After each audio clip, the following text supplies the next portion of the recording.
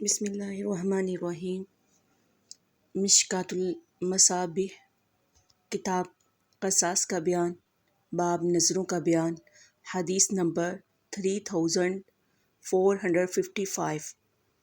Jundab बिन अब्दुल्लाह रज़ियल्लाहु तआला अन्हु बयान करते हैं, रसूलुल्लाह सल्लल्लाहु अलैहि वसल्लम ने फरमाया, तुम में से पहले लोगों में एक आदमी था जो ज़ख्मी हो गया, तो उसने बेसब्री का मुज़ाहरा किया।